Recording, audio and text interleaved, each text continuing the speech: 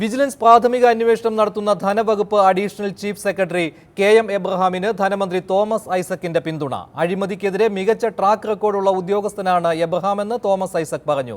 SEBI അംഗമായിരിക്കെ Sahara കേസിൽ Abraham അത് തെളിയിച്ചിട്ടുണ്ടെന്നും Thomas Isaac പറഞ്ഞു. നികുതി വകുപ്പിൽ സുസ്ഥിരമായിട്ടുള്ള സേവനം അദ്ദേഹം അനുഷ്ഠിക്കുന്നുണ്ട്.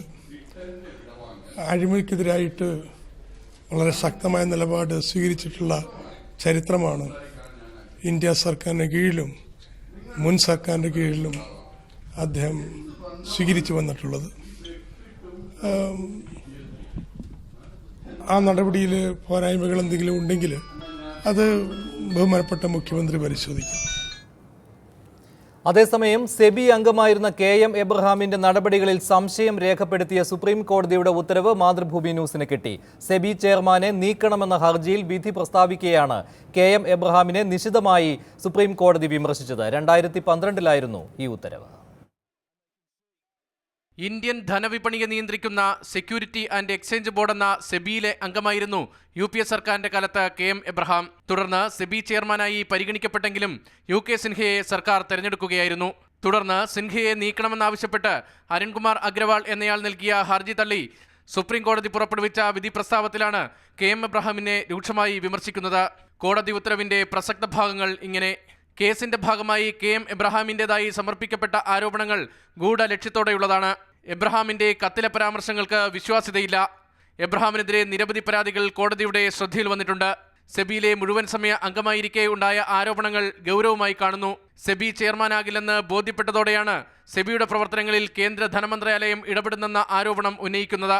വിരമിക്കുന്നതിന് 1.5 മാസം മുൻപാണ് പൊതുതാൽപര്യം മുന്നിൽ കണ്ടല്ലാത്ത പരാതികളുമായി എബ്രഹാം പ്രധാനമന്ത്രിക്ക് കത്തയച്ചത്. സഹാറയ്ക്കും റിലയൻസിനും എതിരെ ശക്തമായ നടപടിയെടുത്തെന്നും ഹർജിയിൽ പറയുന്നുണ്ട്. എന്നാൽ പരാതിക്കാരൻ ഈ കോർപ്പറേറ്റുകളുടെ പിണിയാളാണെന്നും സുപ്രീം കോടതി നിരീക്ഷിച്ചു. ഇക്കാര്യങ്ങൾ ചൂണ്ടിക്കാട്ടിയാണ് കെ.എം. എബ്രഹാമിനെ അനുകൂലിക്കുന്ന ഹർജി സുപ്രീം കോടതി 2012 തള്ളിയത്.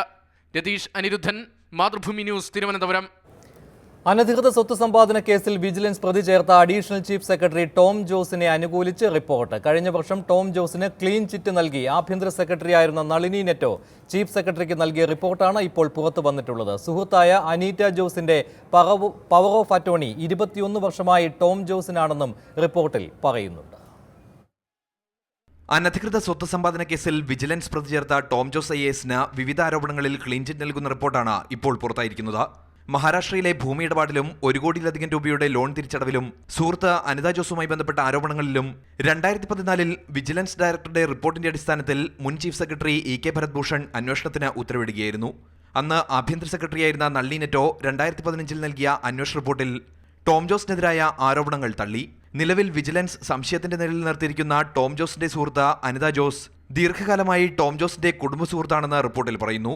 വിദേശത്തുള്ള അനിത ജോസിന്റെ പവർ ഓഫ് അറ്റോർണി 1995 മുതൽ ടോം ജോസിനാണ്.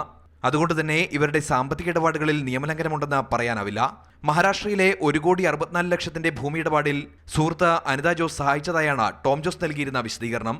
1,34,00,000 രൂപ ലോൺ എടുത്ത ശേഷം 13 മാസത്തിനുള്ളിൽ 1,41,00,000 രൂപ ടോം ജോസ് തിരിച്ചടയ്ക്കുകയും ചെയ്തു. അനിത ജോസിന്റെ പവർ ഓഫ് അറ്റോർണി ഉള്ളതിനാൽ ടോം ജോസിന്റെ നടപടികൾ തെറ്റു പറയാനാവില്ലെന്നും ആഭ്യന്തര സെക്രട്ടറിയുടെ റിപ്പോർട്ടിൽ വ്യക്തമാക്കുന്നു. ഭൂമി വാങ്ങിയതുമായി ബന്ധപ്പെട്ട ടോം ജോസിന്റെ ബാങ്ക് ഇടപാടുകൾ സുതാര്യമായിരുന്നുവെന്നും റിപ്പോർട്ടിൽ കണ്ടെത്തലുണ്ട്. അഖിലേന്ത്യാ സർവീസ് ചട്ടപ്രകാരം ഉദ്യോഗസ്ഥരുടെ 2 മാസത്തെ അടിസ്ഥാന ശമ്പളത്തേക്കാൾ കൂടുതൽ തുക വരുന്ന സാമ്പത്തിക ഇടപാട് നടത്തുമ്പോൾ സർക്കാരിന്റെ അനുമതി തേടേണ്ടതുണ്ട്. ഇത് ടോം ജോസിന്റെ കാര്യത്തിൽ നടന്നിട്ടില്ലെന്നും എന്നാൽ തിരുത്തൽ നടപടി മാത്രം മതിയെന്നും റിപ്പോർട്ട് ശുപാർശ ചെയ്യുന്നു.